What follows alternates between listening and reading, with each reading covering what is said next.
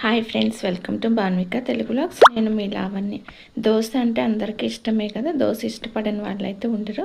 కాకపోతే ఈ దోశని మనం కొంచెం హెల్తీగా చేసుకున్నామంటే ఆరోగ్యానికి కూడా మంచిది కదా. నేనైతే ఈరోజు హై ప్రోటీన్ దోశ అయితే చేస్తున్నాను. ఈ దోశ రెసిపీ నేను ఎలా చేశాను ఏంటనేది అయితే చూపిస్తాను. ఇది హెల్త్కి కూడా చాలా మంచిదన్నమాట. మనం అన్ని గ్రెయిన్స్ కూడా ఒక్కొక్కసారి తినము కదా. ఇలా హోల్ గ్రెయిన్స్ కూడా నానబెట్టుకొని దోశలాగా వేసుకున్నట్లయితే మనకి అందులో ఉన్న ప్రోటీన్స్ అన్నీ అయితే వస్తాయన్నమాట. అయితే మనం ఇది ఒక్కొక్క రకంగా అయితే వేసుకోవచ్చు. కొంతమంది ఆకుకూరలు అలా ఇష్టం ఉన్న వాళ్ళు ఆకుకూరలు అవి కూడా కలుపుకొని వేసుకోవచ్చు.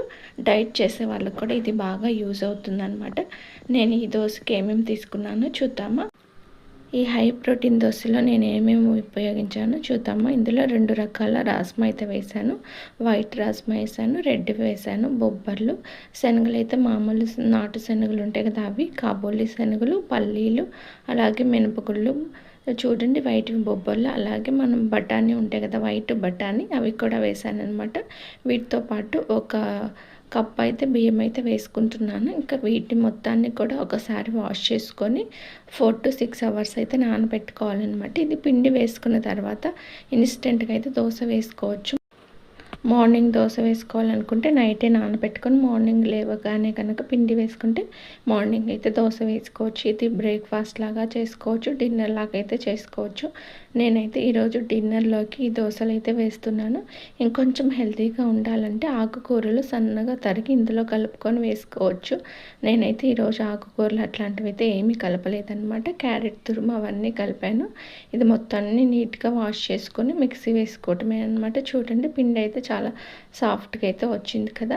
మనకి దోశ బ్యాటర్ అయితే రెడీ అయిపోయింది. ఇప్పుడు ఈ దోశ బ్యాటర్లోకి మనకి రుచికి సరిపడినంత ఉప్పు, జీలకర్ర, ఇంకా మనకి ఏ వెజిటబుల్స్ ఇష్టం ఉంటే ఆ వెజిటబుల్స్ అన్నీ అయితే వేసుకోవచ్చు అనమాట. నేను ఇక్కడ క్యారెట్ తురుము, పచ్చిమిర్చి, ఉల్లిపాయ, కొత్తిమీర, పుదీనా తరుగైతే వేస్తున్నాను.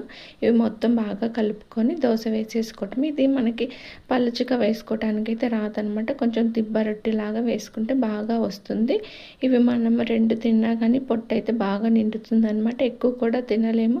చాలామంది డైట్ చేస్తూ ఉంటారు కదా, అలాంటి వాళ్ళైతే వెజిటబుల్స్ అవన్నీ వేసుకొని ఒకటే దోశ కూడా తిన్నా కానీ వాళ్ళకి అన్ని ప్రోటీన్స్ అయితే ఉంటాయన్నమాట. అందులో డైట్ చేసే వాళ్ళకి ఈ దోశ రెసిపీ అయితే బాగా యూజ్ అవుతుంది.